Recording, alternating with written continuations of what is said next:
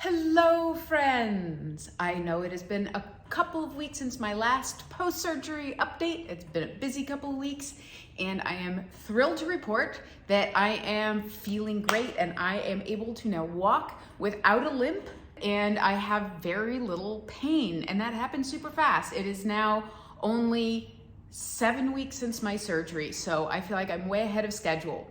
Spoiler alert, I did not do what the doctor told me again. Bad girl. Let me tell you what I think are the 5 main things that I did that have helped my foot heal faster. Number 1 was the preparation work that I did.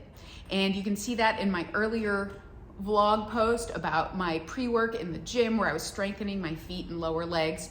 And that's because you're gonna lose a ton of strength after surgery. Being on crutches, my calf turned into a squishy ball of goo, but having that muscle prior to surgery helps build it back faster after surgery. Number 2, I didn't just go back to straight weight bearing. I did it a little bit at a time. So I started with my foot on the wall, pressing my foot into the wall, just to get my nervous system feeling good about bearing weight again. And that gave me a lot more control. So as I started to shift my foot around, lift my heel, move my toes, move my knee and my hip around and kind of just feel that weight again, the leg really started to respond better. And from there, I was able to go to standing on both feet and then to standing on one foot. So just a little bit at a time. I took a few days to do that, and that enabled my nervous system to be like, oh, okay, yeah, no, this is what we're doing now, and to ease into standing a little bit more smoothly and with more balance and control. Number 3, I have been getting some help. So I have been getting acupuncture, which is really good for the nervous system and for helping to keep the muscles relaxed and balanced and promote healing. And I have been getting Graston scraping. They scrape all around the incision and all of the scar tissue.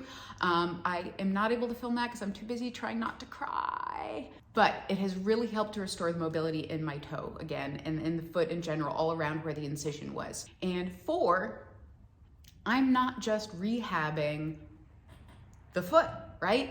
So after you have an injury for a long time and then you have surgery and you recover, it's not just that one area that is suffering and needs attention. It's the entire body, because the whole body has had to compensate for what's going on in the foot. So I've been walking funny and twisting my hips and my knees for a long time, and then being on crutches is really hard. So I've been working a lot on my hips, on my knees, on the muscles around my core, my diaphragm, even my shoulders. All of my body has had to compensate, and so all of my body needs attention as I'm rehabbing. If you are rehabbing an injury, be sure to not just focus on that one area. The whole body has to recover together as a team in order for you to end up with optimized movement. And then 5, walking barefoot and really going slowly with the walking, not a lot of walking, just being able to feel my feet, trying not to compensate, trying to feel where my weight is. So I'm easing back into that walking and noticing where I still want to compensate just by habit, because I've had to do it for so long.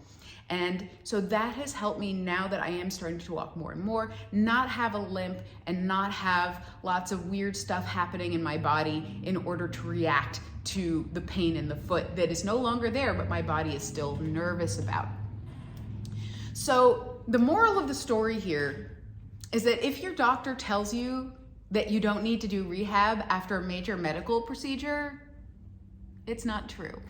This kind of rehab early on is going to prevent you having to do a lot of work down the road once those compensatory patterns have set in and gelled, and then we have to kind of take them apart and put them back together again in new ways. That's going to take a lot more work. So this kind of graded work at the beginning is really important for those of you dealing with rehab situations, not just in the foot, but anywhere in your body where you've had injury or surgery.